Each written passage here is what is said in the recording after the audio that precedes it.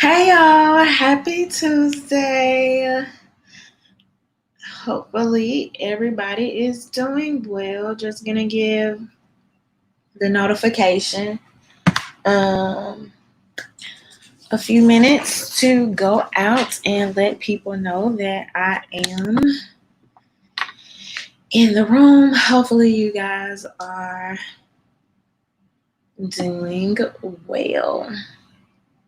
Let me go ahead and give a shout out to my patrons. Thank you so much for supporting my content. A special thanks to my VIP patrons, Michael Ray and Ray Ray. Thank you guys so much. I really appreciate it and making this Tuesday show possible. Also, if you would like to be a member of my Patreon, you can find that link below in my description box. So happy Tuesday and hello to everybody coming in the room. Hey Helena J, hey Lordful, hey the Awakened Soul. That's my friend right there, y'all. If y'all have not tuned in to the Awakened Soul on Spotify and let me know if I'm wrong. Spotify and is it like Apple? Basically all your podcasting platforms, okay? So check out the Awakened Soul. He also has a YouTube channel. So make sure you guys check him out. But all right, y'all. Happy Tuesday. Hopefully everybody has been doing well. If you have not saw the two YouTube videos that I posted earlier today, make sure you please definitely check those out. I did a video about the real reasons why hydroxychloroquine has become a political issue. And then the other video I did about a ad that Ricky Smiley posted. I believe that was either earlier today or yesterday evening. And so I showed the video and I did a response to that. It was basically trauma porn. And using trauma porn to get people in the line. Every year, you're telling them to vote. Every year, you're telling them their ancestors died to vote. You never tell them that their ancestors died for the right to have firearms and protect themselves. You never tell them that their ancestors died for the right, the opportunities to keep their families together. But y'all know how this go, okay? You know how this go. They're not going to talk about your rights. They don't talk about the actual legislation as it's in process. So you can be on these people's neck with the changes or the advancements or whatever you want to see to the legislation. They actually never ever talk about these things. But they're going to come in every 4 years and remind you to vote, and they're going to ramp it up with a little trauma porn, okay? For some reason, people are extremely enthralled by it, so much so that they have literally turned it into entertainment.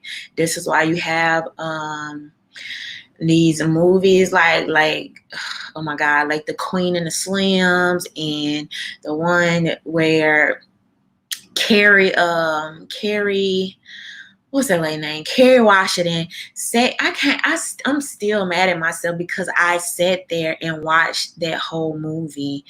But literally like some type of freaking 45-minute hour monologue talking about her son in his police station. That was probably like the worst film I've ever seen, because that was just terrible. But anyway, so yeah, they've learned what makes you move, what awakens you, what makes you click, what makes you interested, and sometimes it's anger, right? Sometimes it's anger.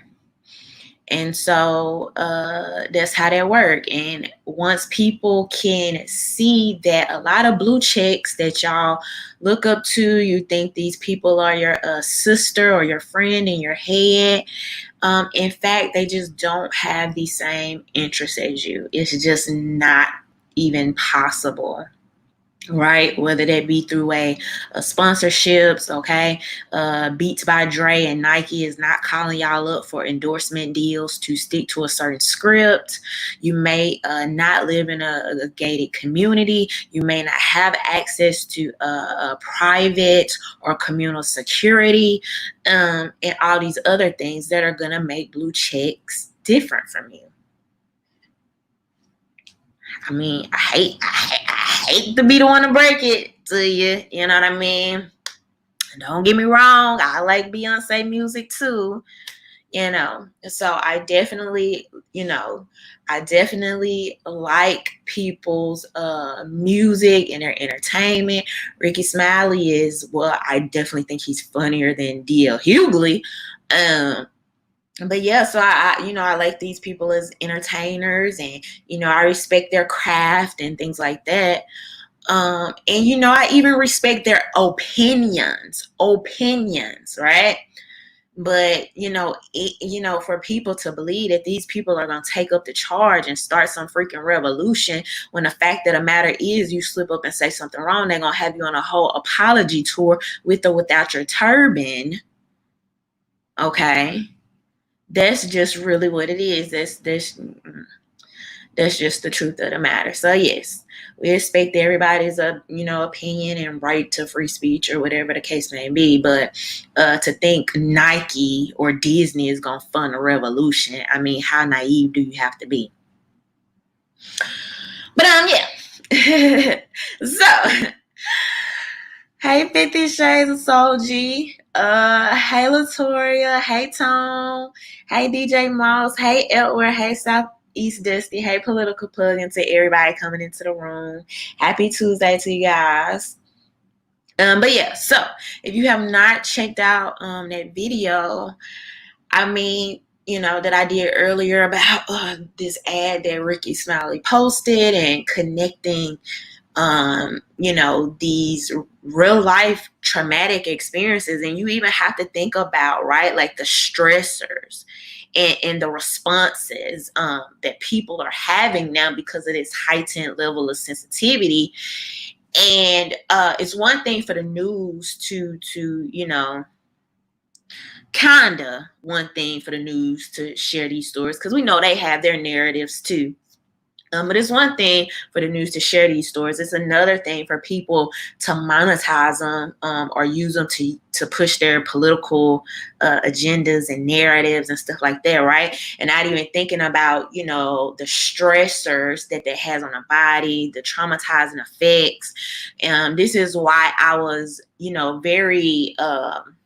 I was a little easy on the fact that, yes, I absolutely do think that somebody could have walked into Bubba Wallace's NASCAR garage and thought that was a noose. Yes, absolutely. I think that could happen in a time where we are at like everybody's on freaking pins and needles. Yes, I do, right? But then where the problem comes in for me is you have things like this that happens, but then you literally have people that turn around and get endorsement deals off of trauma. You have people padding their pockets. You have blue checks that are able to go on these press tours and these freaking book tours, talking about come to my dinner. Let me pay me $5,000. I'll teach you. I'll help you get over your white privilege. Let me sign my autograph in your book that you just bought from me, talking about this or talking about that. They're going, all on these press tours, right, with these hashtags and these talking points, and they never talk to you about solutions. They only talk about trauma, right? And so, like, at what point do people pick up on it and they say, you know what, I'm just ready to get off the freaking emotional roller coaster? The least you could do is identify actual real-time solutions and tangibles, not these very elusive, like, stop racism, stop white privilege.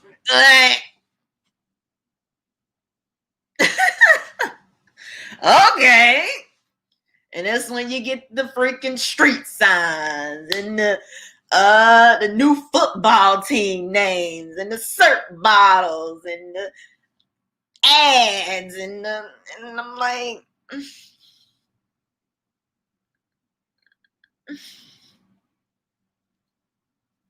I mean, it's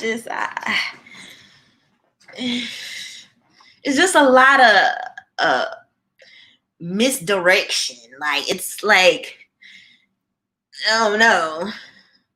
It's like, what did I say? Don't look at the man behind the curtain or something like that. It's like, we talking about this, but you telling me to look here or focus here, and it's just, I don't know, man. I mean,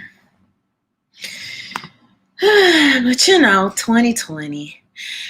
Brown Paper Bag Podcast said, shout out to Rhonda. We really enjoy your content. The propaganda is really strong with the return of sports. The commercials and announcers are doing it as well. Keep speaking the truth.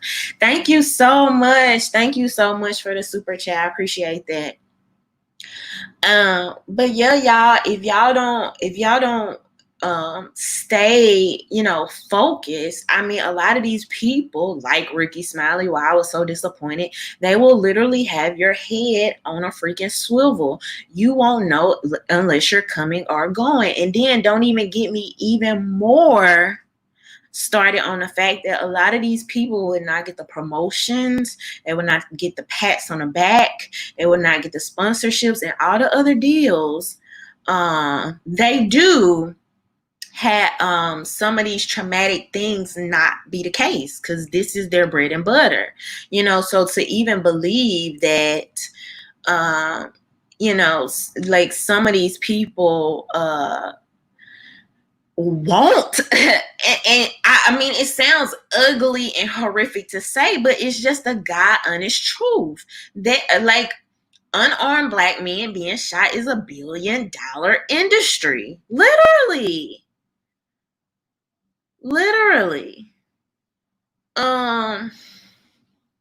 So the Awakened Soul said, have you noticed how some sports and stuff have been returning? The coverage of the protests have stopped. There were a lot of protests over the weekend with very little coverage. So let me tell y'all this too, and I'm going to talk about this a little bit tonight. But first of all, the media and Twitter are not valid or holistic representation of what's actually happening in the real world. It's not, okay? First of all, you have a lot of protests that are not being covered at all, right? I talked about last week how you basically had no coverage from mainstream media, even about the NFAC. You have a freaking 1,000 armed black men in the streets, and you telling me your mainstream media is not covering that? Are you freaking kidding me? But you know what they will cover?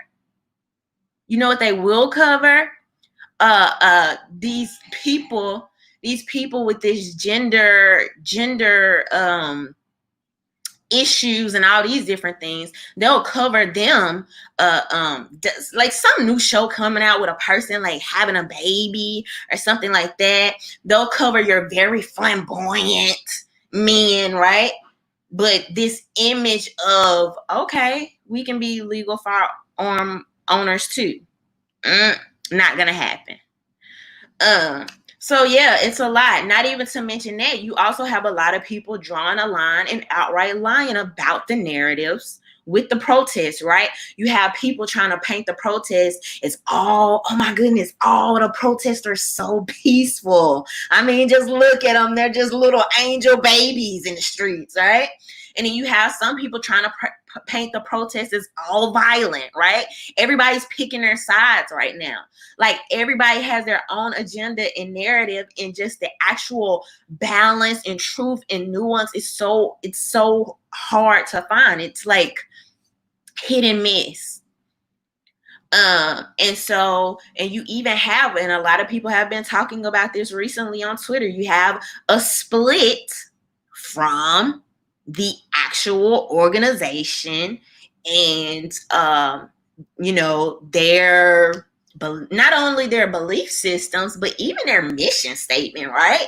Like, now saying that, oh no, this was really a queer movement the whole time. Why are you using, by all accounts and appearances, straight men to further your agenda or your organization? First of all. So that's the first thing. Oh, this is really a queer organization all along. Then it comes out, oh yeah, by the way, we are communists, we are Marxists. Oh, by the way, screw black men anyway, because we against that old nuclear family thing. I mean, that was really white supremacy anyway. And then you got some people that's finally waking up to, like, that's not what I wasn't here supporting that. Like, what? I came out here for something different. So you had the people finally seeing that, and then you have some people that's still just wrapped up, right? They wrapped up, they just wherever the wind blowing, they just following the narrative, and they're letting the organization speak for them. So man, hey Akeem. But right now,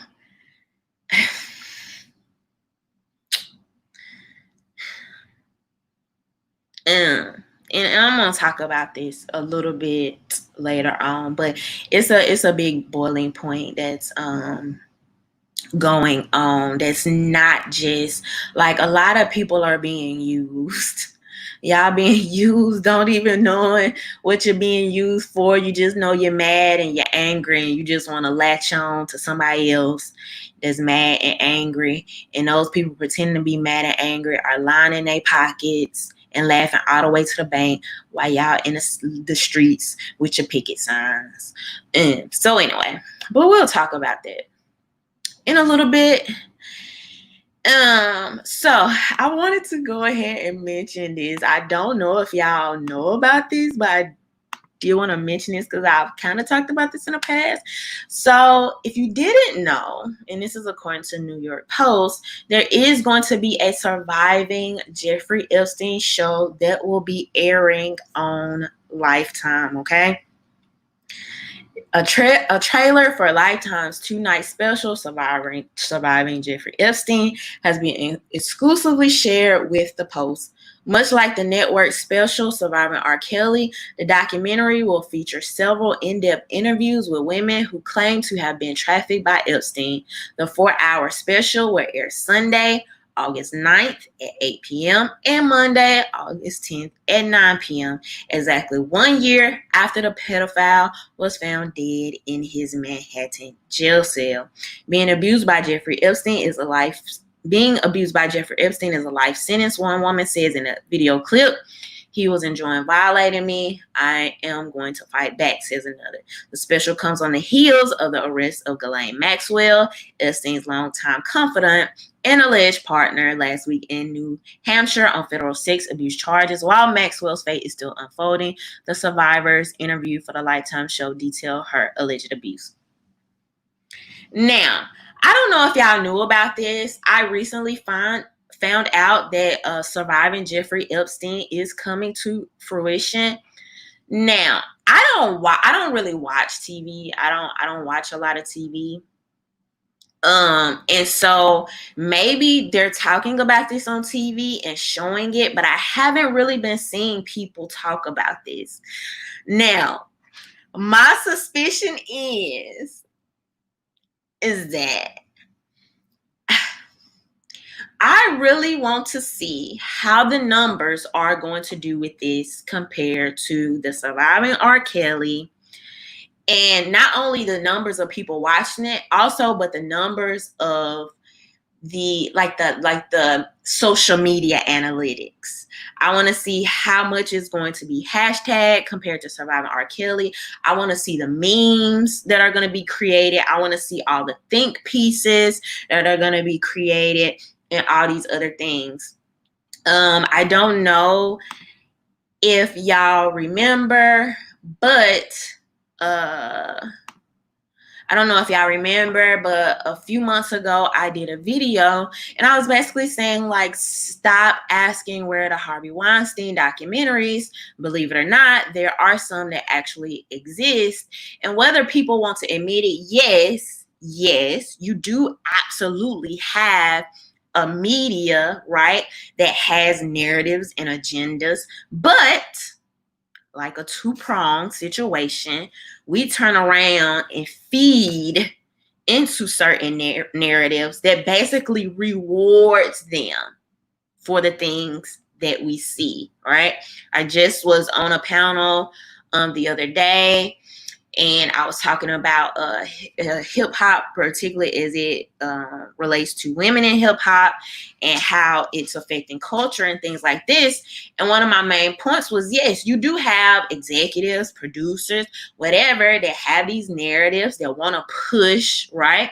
They want to push certain lifestyles. They want to push, whether that be, spending money, funding capitalism, right? Being a consumer, whether they want to push certain sexual lifestyles, whether they want to push, even if it's down to even if Beyonce screaming "do say" in a song, right? And you see how those sales spike up, or you have a P. Diddy with a Ciroc or something like that. So you absolutely have people that have these narratives, but then you, at some point, you have to take accountability and realize that if nobody's paying attention, if nobody's watching, they're not gonna, how far can it really go? So yes, you have people that feed into these things. And so we're gonna see. I really want to see how well this is gonna do, because people swear, and they might be right. Right now, I'm non-biased. But right now, I do know I don't see a lot of people talking about it, mentioning it, anything that's surviving Jeffrey Epstein. And so we're gonna see. People say they want certain stuff.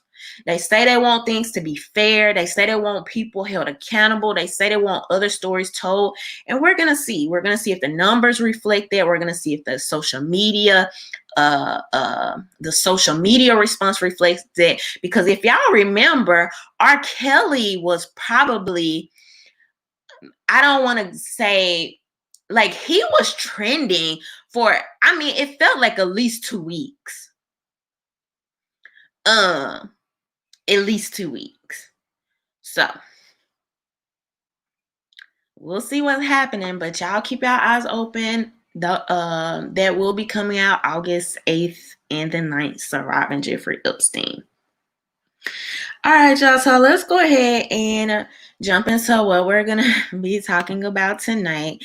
So a lot of you were sending me the information about the frontline doctors that went viral. All right. A lot of y'all were DMing me this. I know for a fact this video went viral and got super duper amount of views, because when a video like this reaches my mom and my mom sees it on Facebook, I already know what time it is. So I'm pretty sure y'all already you've already seen this, and I won't be showing the actual video, but let's just talk a little bit about this and talk about what your media, your social media is doing, kind of what's going on a little bit more with the hydroxychloroquine and things like this. So this is according to CNN.com. Social media giants remove viral video with false coronavirus claims that Trump retweeted. A video featuring a group of doctors making false and dubious,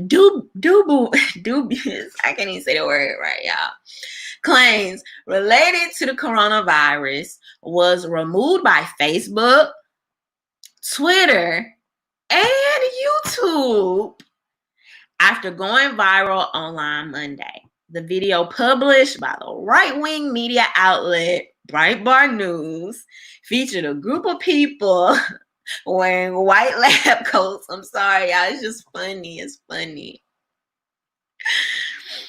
Wearing do y'all see? Do you see how certain articles, when you read them, it's heavily opinion? Like, you just can't tell us what happened, right? You have to add words. Like the video published by the right-wing media. Like, you can say the video published by Breitbart News, then featured a group of people wearing white lab coats calling themselves American frontline doctors, staging a press conference in front of the U.S. Supreme Court in Washington, D.C. The whole way they set it up, like, just give me the information. I don't need the twists and the turns and everything else, right? Anyway, President Trump shared multiple versions of the video with his 84 million Twitter followers Monday night, despite the claims running counter to his administration's own public health experts. Spokesmen for the White House did not immediately respond to requests for comment. During the press conference, a speaker who identifies herself as a doctor makes a number of claims, including that you do not need masks to prevent spread of the coronavirus, and that recent studies show hydroxychloroquine is ineffective for the treatment of COVID-19 are fake science sponsored by fake pharma companies. The virus has a cure. It's called hydroxychloroquine, zinc, and Zithromax. The woman claims. You do not need masks. There is a cure. The claims run contrary to multiple studies on the anti-malaria drug and advice from public health officials to prevent spread of the virus. A study found that neither hydroxychloroquine alone nor hydroxychloroquine plus azithromycin appear to affect the condition of patients at the 15-day mark.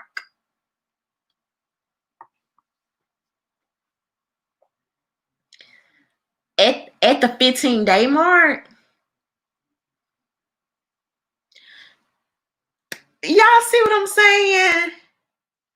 A study found that neither hydroxychloroquine alone nor hydroxychloroquine plus azithromycin appear to affect the condition of patients at the 15-day mark. No crap, Sherlock. This is why I say read, right? This is why I recommending reading articles, because even as crappy as this article is written, my common sense can go in and decipher to me that why in the heck would we want a patient with a virus that we have shown that is very bad for people, particularly with underlying conditions. Why in the world would we want them to wait for them to get to the 15-day mark and be like, oh, hey, here's a cure, even though you're probably on a ventilator by now, but hey, we'll try it just for this study. Because, we got to debunk anything Trump agreed with. Like, are you kidding me? Like, the truth is right there.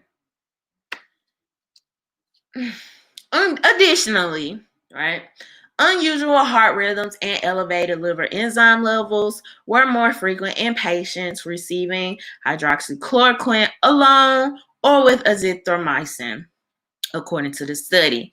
The video quickly went viral on Facebook, becoming one of the top performing posts on the platform, with more than 14 million views before it was taken down Monday night for promoting misinformation.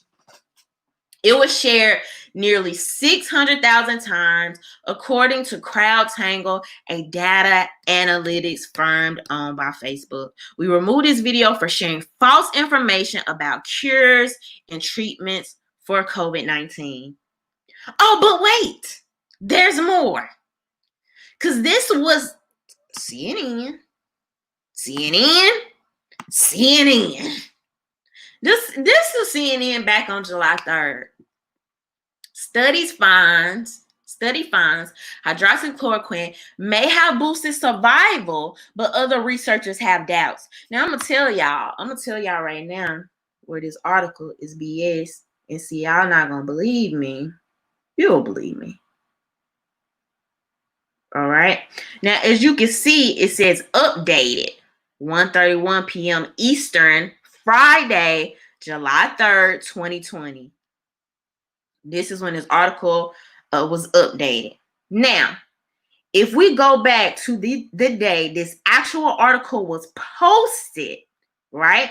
I screen grabbed it from Twitter when CNN originally posted the article. When they originally posted this article had a different name. They posted it like super early or something, like that Friday morning. And after they started getting the feedback, they went and changed the name of this article. So as you will see, I don't know if y'all can see this. All right. But if not, it is on my Instagram. If you're not following me there, you should be. RhondaMary Vids. So I posted this on July 3rd. I screen grabbed it from Twitter when they originally posted it. Okay. The original title of the article was Study Finds Hydroxychloroquine Helped Corona Patients to Survive Better.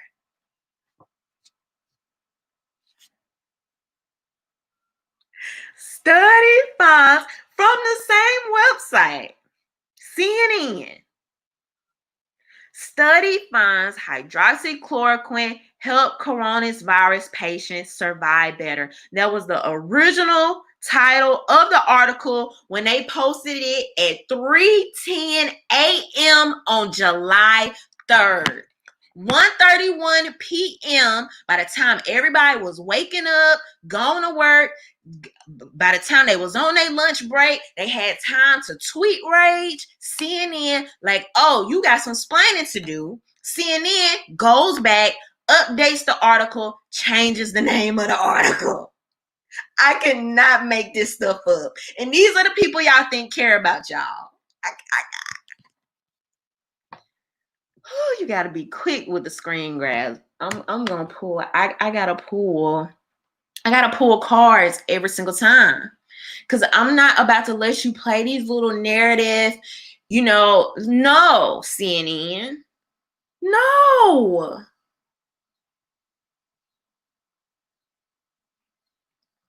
A surprising new study found that controversial anti-malaria drug hydroxychloroquine helped patients better survive in the hospital. That was the original name, the title of the article. But the findings, like the federal government use of the drug itself, were disputed. A team at Henry Ford Health System in Southeast Michigan said Thursday their study of 2,541 hospitalized patients found that those given hydroxychloroquine were much less likely to die. Dr. Marcus Servo's division, head of infection diseases for Henry Ford Health System said 26% of those not given hydroxychloroquine died, compared to 13 of those who got the drug. The team looked back, and everyone treated in the hospital system since the first patient in March. All right. So this has the study. I'm going to link this below. I've already covered this once before, but I'm going to link this below if you guys want to research it. There are also other studies that have come out of other countries that you can also take a look at if you would like to do further research. All right. The thing that they are not telling you in this article, and they just admitted to, in this one, I think they do mention it in the one with the study from July 3rd, right? But even this mentions it in this statement here. And what I've been telling people, the sooner if you have any serious symptoms, right? Because first of all, most of the media is not already telling y'all that many of the people that have coronavirus are very light to no symptoms. Very light to no symptoms. I think possibly, like last time I checked, I think like 90%, 80 to 90%. It was a huge number. So every time they tell y'all, oh, 1,000 people got coronavirus today, 1,000 people got coronavirus today, and even some of those numbers are debatable, right? But let's just say, even if, right, even if we're looking at those numbers and taking them on face value and saying, okay, these numbers are true. Out of those 1,000 people, probably 900 have very mild to no symptoms. Literally mild to no symptoms. Okay, I have a friend, actually two friends, both just were tested positive for coronavirus. Well, yeah, I said it right, coronavirus, right? Don't even know if it was COVID-19, but two friends, different cities, both tested for coronavirus. One of them didn't even get tested till she was on the tail end of it. The other friend, I can't even remember, what her symptoms was. I think like some trouble breathing and just kind of feeling, kind of maybe like flu-like symptoms, kind of just tired and things like that. And then my other friend had headaches for like 2 days and a cough, okay? Sitting at home with her son had headaches for a day. All right. Sitting at home during the quarantine. So those are the bulk.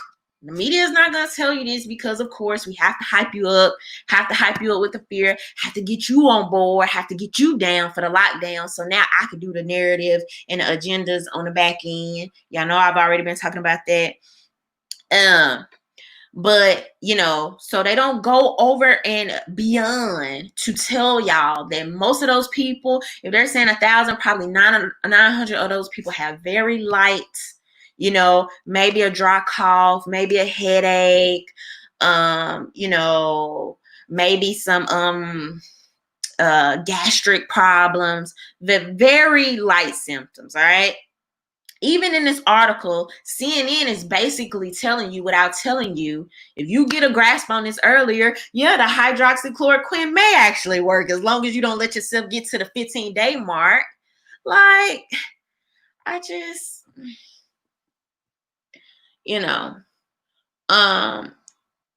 when you really think about it, it's very unfortunate, and actually it's a travesty, and probably one of the biggest travesties of our lifetime, from the misinformation to the downright lies to the propaganda to the wealth transfer. I mean, these are real people lives that we're talking about, people losing their businesses, and it's just really unfortunate. And some people just can't see through the propaganda. And this is why I stress reading articles, because you have enough common sense. I could look at this and say, 15-day mark, why would you want somebody that has a coronavirus to even get to the 15-day mark to be talking about trying to cure them, right? Hydroxychloroquine is, I don't necessarily want to say a preventative measure. I wouldn't go that far, but I would say an actual treatment that if you use early on, combined with the other things, has shown to be helpful. Okay. You have a YouTube, a Twitter, and a Facebook that have teamed up to do book burning. In real time, they are doing book burning. Ask yourself why. Why? Why are they so committed to not having alternative information out there? And I'm going to tell you why it doesn't make sense. The same people that were just saying, listen to the doctors, listen to the experts, are now shadow banning doctors, shadow banning experts. So Did you really want people to listen to doctors, or did you only want people to listen to the specific people that you have that you approve? What's the real answer here? People went from trust the doctors, to, well, only the doctors we approve. Oops. Like, are you kidding me? And people can't see that for what it is? Like, the programming is so strong. I interviewed my own aunt who knows.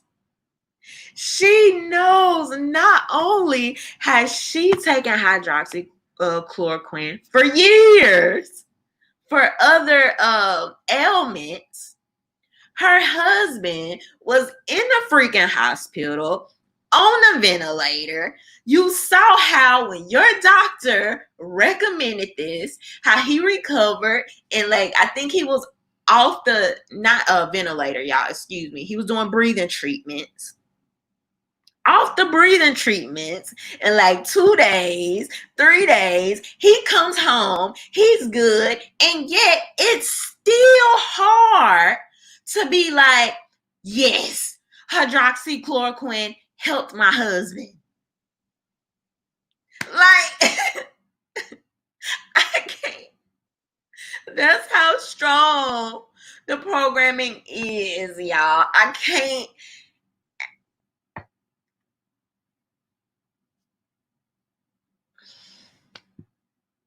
People feel like they still have to. You can see that happen in your own life. You saw it with your eyes. You was there. It was you. And yet, we are so bombarded and inundated with propaganda that people still have to talk their way around it, right? Like, oh yeah, well, I trusted my doctor, but I mean, bad things could happen to other people. Other people could have side effects. Name a medicine people don't have side effects from. Name one. I dare you. One. Name one medicine, vaccine, anything sponsored by Big Pharma on the current market that has zero side effects. Name it.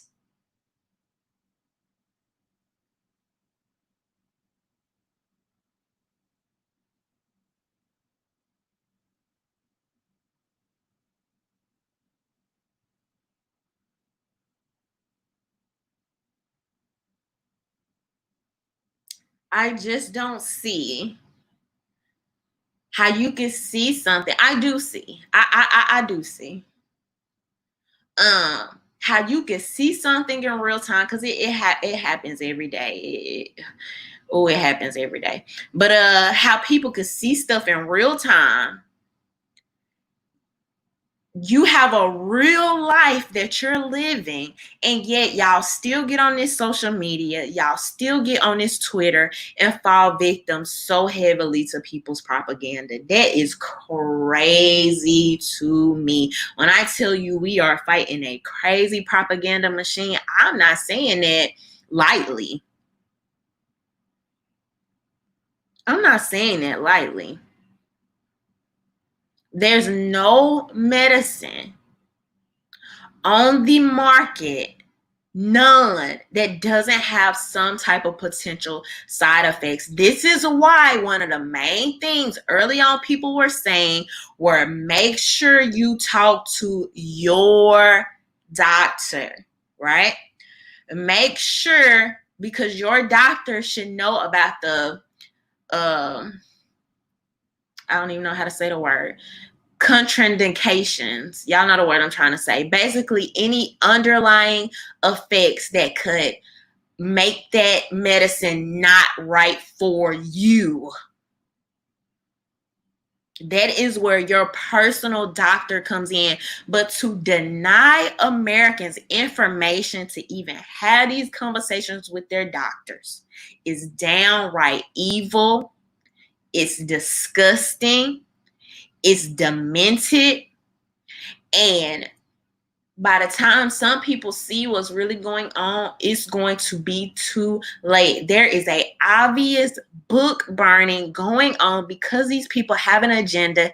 Instead of, they think you're so dumb. They think they're your parents, your parental figure. They think it's their they think that it's their duty to keep you safe, instead of providing you information saying, well, see, these are some of the things that may work. You do the research, see how you feel about them, then have a talk with your doctor and see how that will work for you. Oh no, can't have that. Can't be out here giving people options. Too much freedom.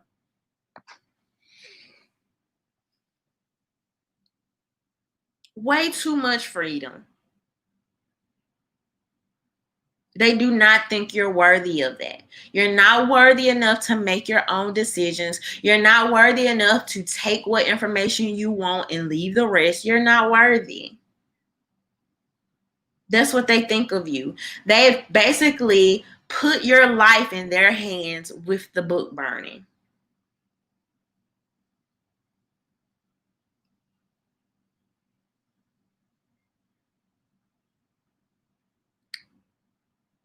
It's sickening.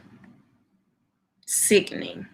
And it is sad. And some people's lives are going to be completely uprooted by this and a lot of the decisions that are being made behind this. And I've been very consistent, even consistent, so much so I wanted to talk a little bit about this tonight. Because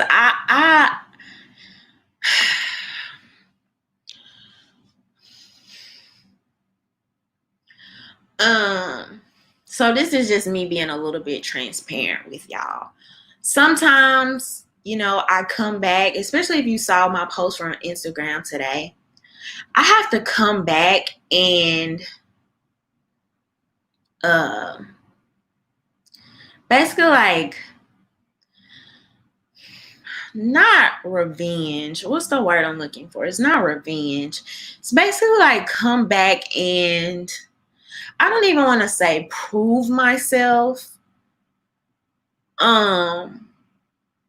But I think, and I don't necessarily even think it's for other people all the time. I more so even think it's for me, right? To even prove to myself sometimes that, like, okay, RhondaMary, like, you're on the right track. Your heart is in the right place. You're not being swayed by the media narratives. And so sometimes I have to use the feedback that I get from people. I wouldn't necessarily say it's like hate. I wouldn't go that far, but I say pushback, right? Vindication. Thank you, Helena. That's exactly what I meant. But I feel like, sometimes I just have to, because of the pushback I get, right? And people questioning my motives, right? As compared to some of the people that's hyped up in the media, like y'all faves, like the people you love, people will question my motives as to a regular citizen that is way more similar to your lifestyle. They will question my motives, while you will have celebrities and entertainers. And don't get me wrong, like, you should question everybody. You know what I mean? Like, this is why I tell y'all, I drop links. I tell y'all, go read this for yourself. What are your thoughts? So it's not that. It's not the questioning. It's more so the pushback against like my motivation or um my genuineness. I think that's what bothers me more so than disagreeing with me. It's like you just trying to, basically like steer people the wrong way. I had people, I talked about this earlier, people were telling me, you're just talking about hydroxychloroquine because you want to use Black people as guinea pigs. Are you freaking kidding me? out of all the things to say to me, I've been the main person. Like, I don't even believe the numbers coming out. I was a main person telling y'all to validate anything, how they'll put a Black face on it. I was a main person saying how they sounding the freaking alarm, how they trying to go into Africa, and we're going to talk about this a little bit tonight too, but literally going into Africa saying, oh, Africans don't give a crap about themselves, we just started doing the vaccination trials there. And I'm like talking about this stuff, and so I get a little pushback. And so sometimes I do, I'm still human. So sometimes I just have to come around and vindicate myself and improve myself and kind of hash my talking points and kind of, update some of the things I've been saying, so people can kind of follow me to know that I haven't done a big switch. Like, my position as far as the coronavirus is concerned, as far as the lockdowns are concerned, as far as how this was going to impact small businesses and things like this, my position has literally been pretty solid. I have not changed and wavered. Okay. Now, the one thing I told y'all where I missed the mark a little bit, I did think originally, I was like, man, as soon as the wealth transfer complete, as soon as you got all these businesses closed, and I was like, man, they're going to pull back on the coronavirus. You're going to have stuff opening back up, which it is, right? But they're still kind of on the numbers, and they're like, not, let us send kids back to school. So I thought, we will be moving kind of further away from the frenzy, but we're still in it, right? It's not as bad, but it's a little worse than I predicted it to be at this point. So yes, I can admit that. I thought the wealth transfer was complete and they was just going to put, kind of pull their foot off everybody's neck, but that was not the case. It looked like we're going to be going into this a little bit further, right into the elections, right? So one of the things I talked about early on was I talked about how this was going to affect small businesses. I talked about how this was going to affect middle class business owners, and I talked about how this was particularly going to be hard on Black owned businesses. I literally had people tell me to my face, man, no, man, that ain't true, man. The government said they gonna give these people loans, and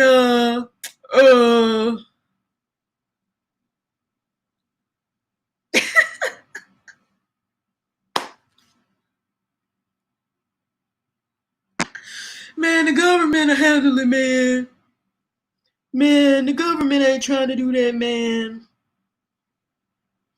You just want people to go out here and work. You just want people to be sick.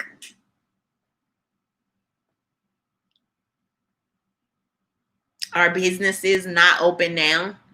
Like I said from the beginning, like the first 2 weeks, I think everybody was with it. Like, people was chilling. People was like, okay, let's, like, cool, like the curve. People don't even say curve anymore.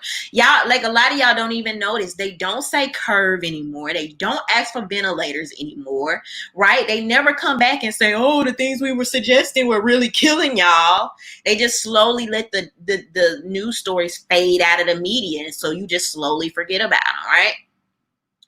But everybody was down for the first 2 weeks. Like, okay, cool. I can't even remember the slogan. What was it? Stop the curve, end the curve, something about a curve, right? Y'all will tell me in the comments.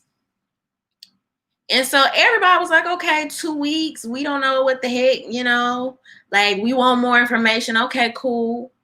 But then when 2 weeks turned into 3 months, going into 4 months, I think now, you have people flatten the curve. Thank you. You have people on the brink of eviction. You have people losing their homes, their businesses, just all kind of things, right? And so this was one of the things I talked about early on. And this was according to CBS News. 40% of Black-owned businesses not expected to survive coronavirus. Now, some people will try to make me believe that the things that y'all are doing right now, you got people going back to work, people wearing gloves, people wearing masks, people are putting up the partitions, people are social distancing. They made y'all believe y'all couldn't do this from the beginning. People were just too dumb. They couldn't make it happen. Oh, it's impossible. Oh, we can only trust Walmart with that kind of power,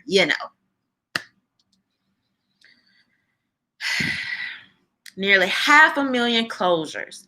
There were more than 1 million Black-owned businesses in the U.S. at the beginning of February, according to research from the University of California at Santa Cruz, which drew from census survey estimates. By mid-April, 440,000 Black business owners had shuttered their company for good, a 41% plunge. By comparison, 17% of white-owned businesses closed during the same period. Several factors explain the high rate of closures of Black businesses. Perhaps the most important, many lack access to bank credit, making it harder to survive financial emergencies. Many are micro enterprises, providing a livelihood to a sole proprietor or a few employees at most. Profit margins are thin, while owners' financial savings are often meager, making them vulnerable to certain downturns. Surveys also show that the vast majority of Black business owners who apply for emergency relief after the virus struck through the Paycheck Protection Plan were denied a loan. Selman said she applied for a $50,000 PPP loan shortly after the program was launched, but the funds were exhausted before her loan could be approved. An analysis by the Center for Responsible Lending found that 95% of Black-owned businesses were shut out of the Small Business Initiative. You don't say.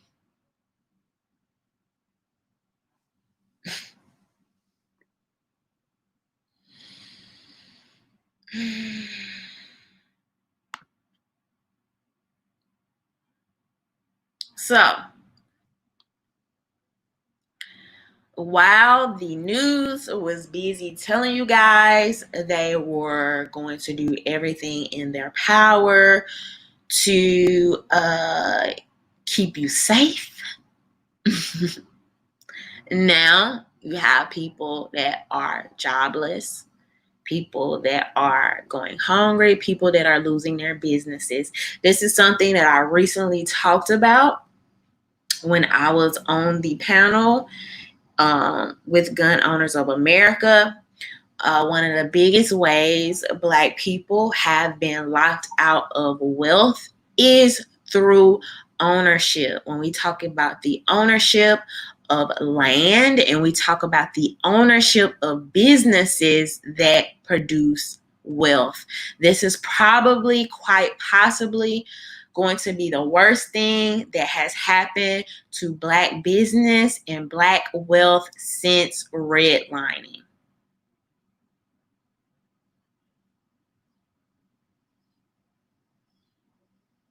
This is possibly going to be the absolute worst thing that has happened to Black businesses and Black wealth since redlining.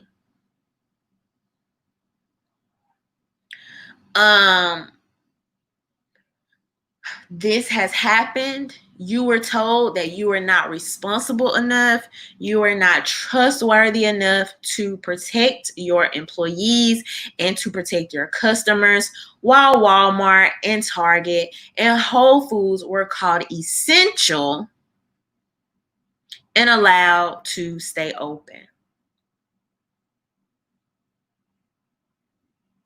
And so I don't think that it has hit a lot of people here what is happening. There have been talks with historians and business people and all type of people that have been talked about how Black wealth is projected to be zero by 2053, which makes me believe that this ties even more so into the pandemic. Okay, when I say plan, no, I do not mean that the coronavirus is not real. However, some people still have not realized that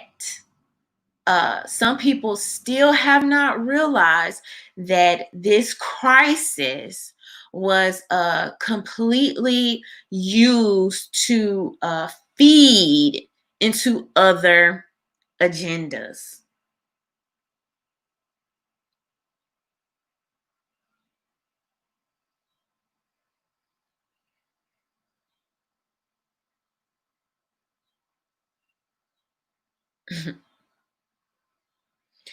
And so, I mean, people traded wealth for fake safety. Fake safety. They told you the ventilators were to keep you healthy and safe. The ventilators were killing you. Traded wealth for government to make horrible decisions on your behalf. Fake safety.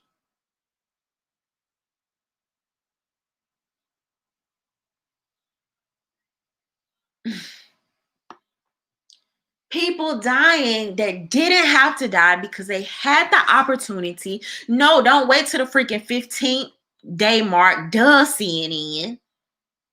People die because if they could have had options, even options of these treatments early on, just think about, I mean, y'all, this is probably, I don't know if this is one of the most gross mishandling of a crisis. I don't know. Like, so just as scale and the long-term effects and impacts, right? The two main things that, well, no, probably the one main thing that comes to my head is the Afghan war. When you think just in terms of going from lives lost to lies to cover-ups to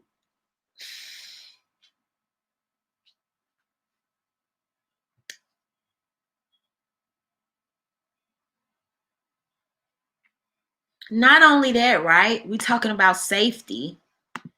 Are you talking about safety? Are we talking about safety on a global level? This was posted on July 28th. Coronavirus is causing 10,000 more children to die of hunger per month globally.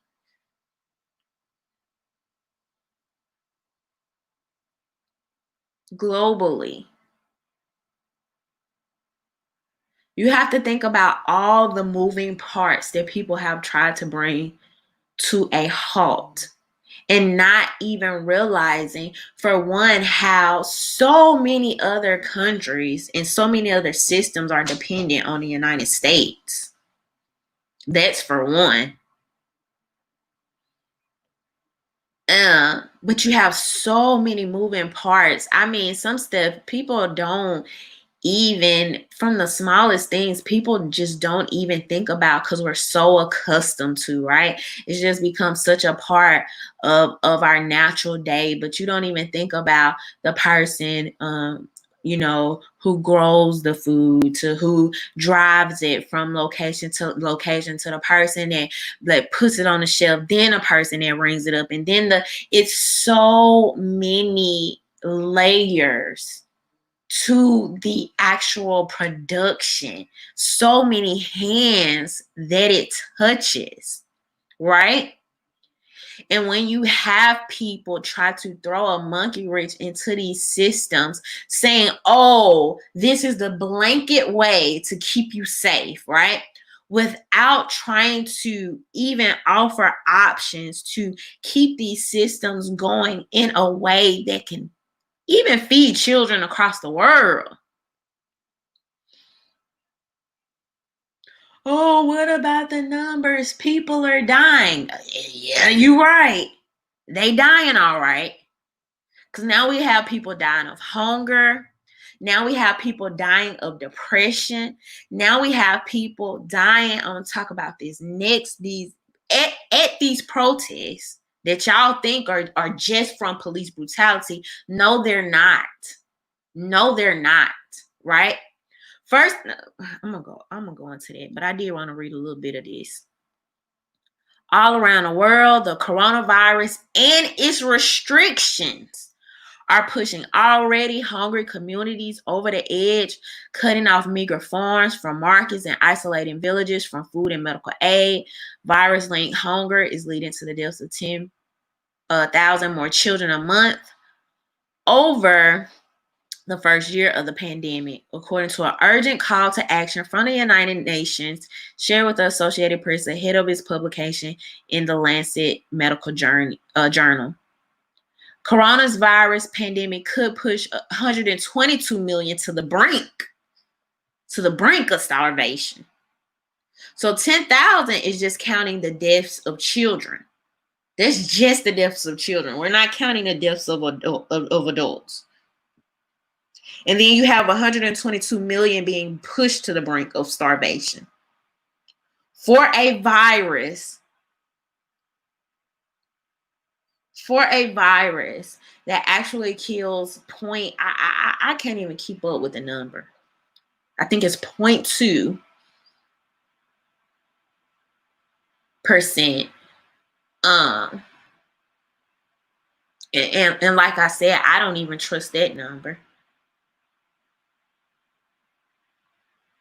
But 98, 99% of people that have the coronavirus absolutely do survive. About 90% of those people have the light to mild. I think it's somewhere between 84 to 90% of those people have the light to mild symptoms.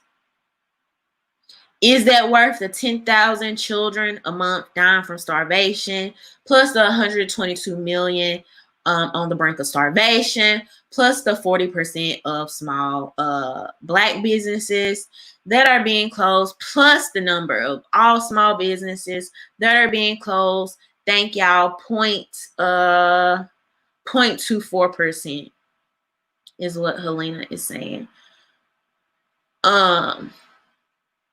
But I definitely know it's 0.2 to even less percent. Is it worth it?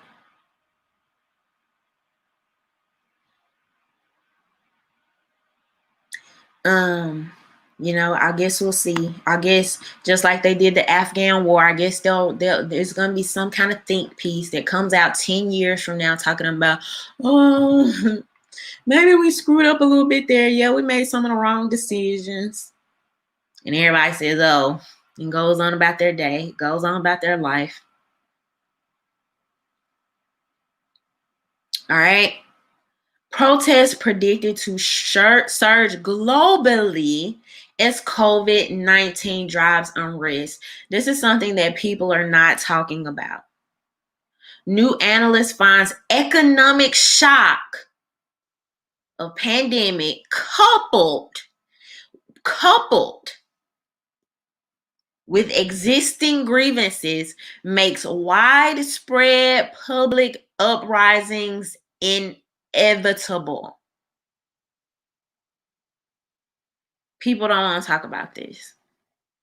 The economic impact of coronavirus is a tinderbox that will drive civil unrest and instability in developing countries in the second half of 2020. Highest risk countries facing a perfect storm where protests driven by the pandemic's economic fallout are likely to inflame existing grievances, including, but not limited to, Nigeria, Iran, Bangladesh, Algeria, and Ethiopia.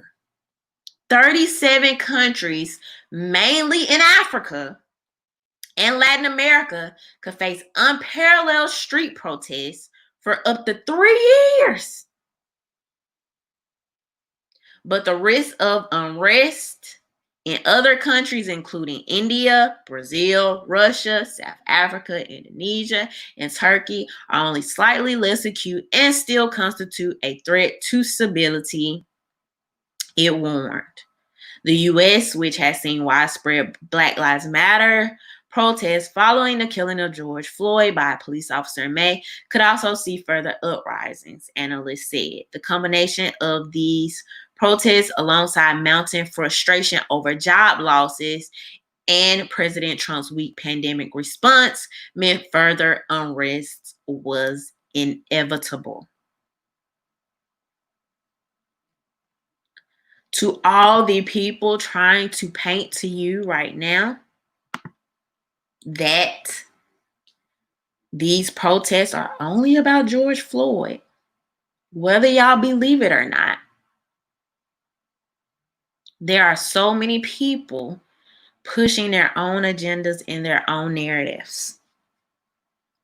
You have a bubbling over of people not only having time, but having a lot of anger behind losing their jobs, losing their livelihood.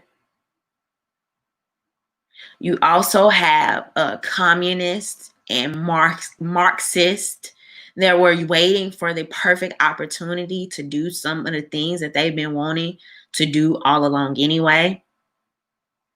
You have people that believe that another civil war is coming, that are using this opportunity to do things that they've been wanting to do anyway. You have people who are protesting lockdowns. You have people that don't want their kids going back to schools. You have a lot of frustration and anger. You have people in Africa, I bet most of y'all didn't even notice, there have been protests where they have been protesting the vaccination trials.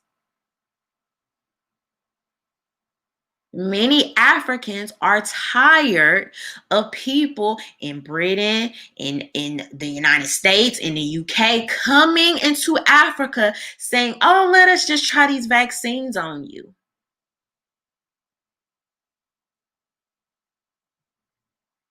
They are protesting it. You have people in Africa, another thing that you probably didn't know. I bet they told you about the people in Africa protesting about George Floyd, though. American media, of course, they told you that.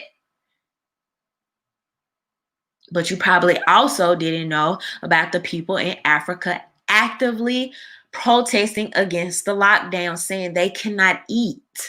They cannot feed themselves. They are running out of money. They are running out of opportunities. There seems to be no way out.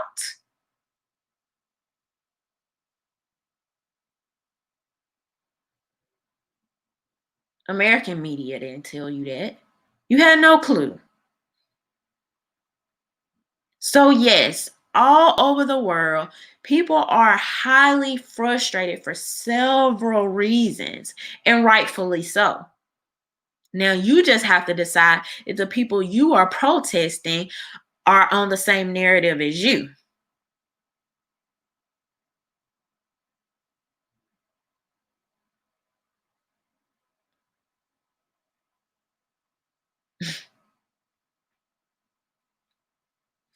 At this point, there is so much high level corruption that a lot of people are so frustrated, right?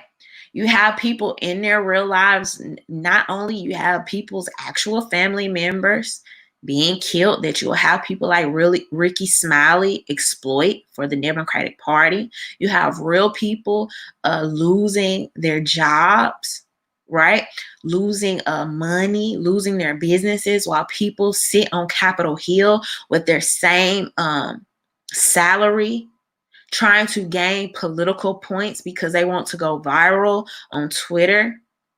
These are real people's lives. And then you have real people who will see their actual lives, see what's actually happening in real time, and yet still be completely inundated by the propaganda and not able to decipher the real from the fake.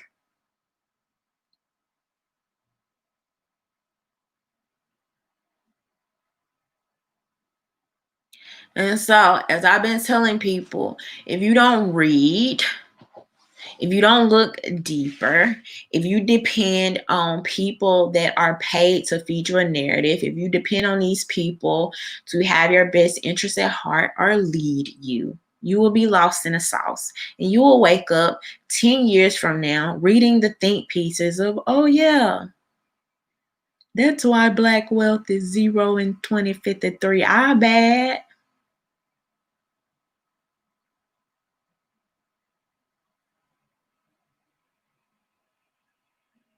If you don't pay attention, 10 years from now, they're going to come out with the think pieces apologizing about how they killed y'all with ventilators. They're going to come out with articles apologizing because who would have known hydroxychloroquine did work if you could get it early on, combined with the other things recommended, and you actually discussed it with your doctor as it relates to any underlying conditions you may personally have.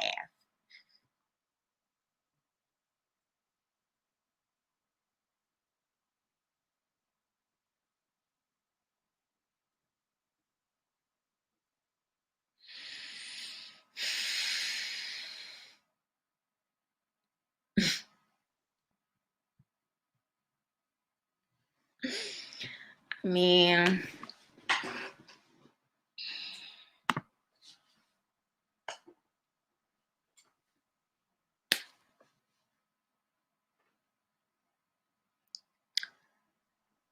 the funny thing, the media can say, oops, my bad, like nothing happened. All the time.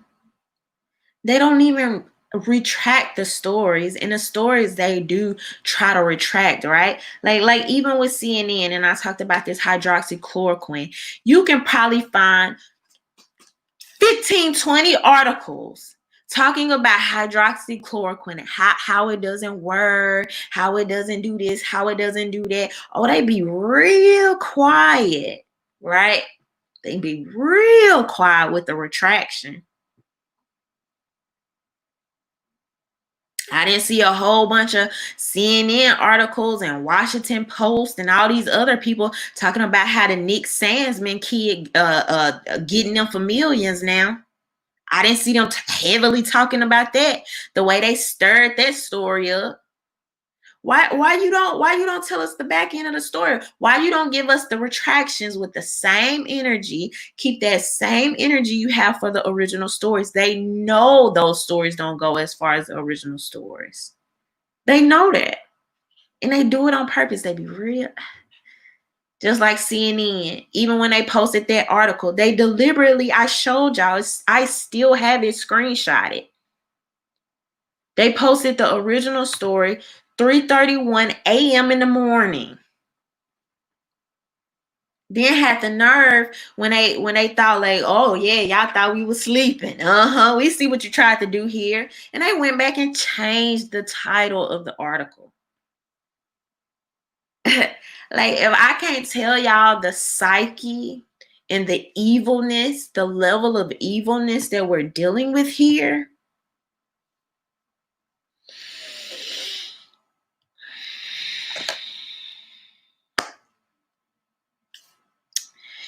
I mean, scary times, man. Scary times. And if you are not privy to, what is going on, if you're not privy to looking for more information, looking for detailed information, going to other sources, I mean, it could be very depressing. It could be very overwhelming for people, and it could be just misleading. Very misleading. Very misleading.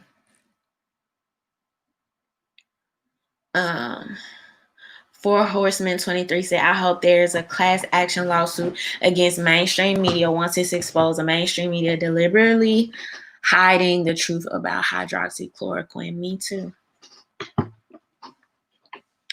Me too. But at some point you ask yourself, I don't know if it's not enough people suing these media agencies, or do they make so much money on the front end where it doesn't even, it's like, shoot, it's worth it.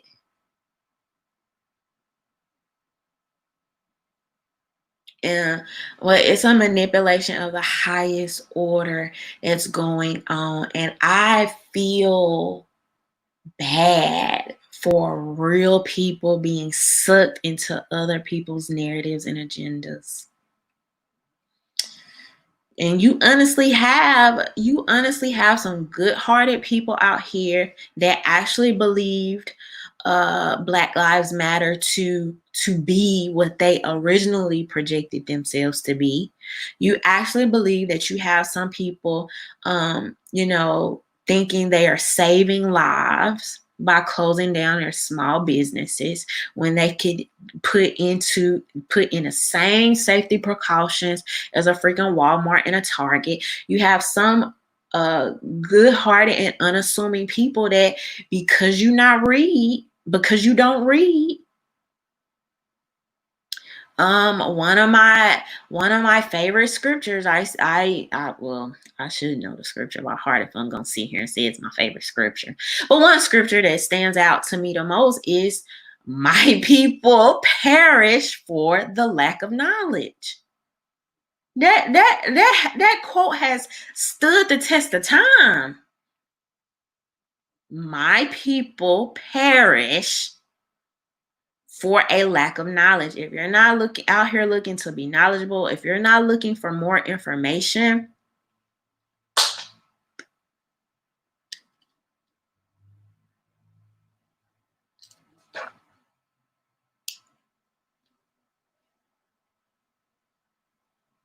that has stood the test of time. I could say that same thing 20, 50 years from now, and it will still hold true. If you don't have your own agenda, your own narrative, your own vision, you dang sure will be swept up in somebody else's. That's for sure. So, but that's my little tidbit for tonight, y'all. Thank y'all for rocking with me every Tuesday. If you have not checked out both of my other videos from earlier today, please check those out. I did one video talking about the 3 main reasons why hydroxychloroquine has become political. I also did a video about the fact that I was super disappointed in Ricky Smiley and how he has gone on to use Black trauma to grift people into voting. So y'all make sure y'all check those videos out. Again, thank you to my patrons. If you are not a member of my Patreon and would like to help support my content, that link is below in my description box. And again, thank you to my VIP patrons, Michael Wright and Ray Ray. Thank you so much. They keep me on my toes. And also thank you to the people that super chatted during this video. And all right, y'all, I will see y'all later this week in my next video. And y'all have a good night. Bye.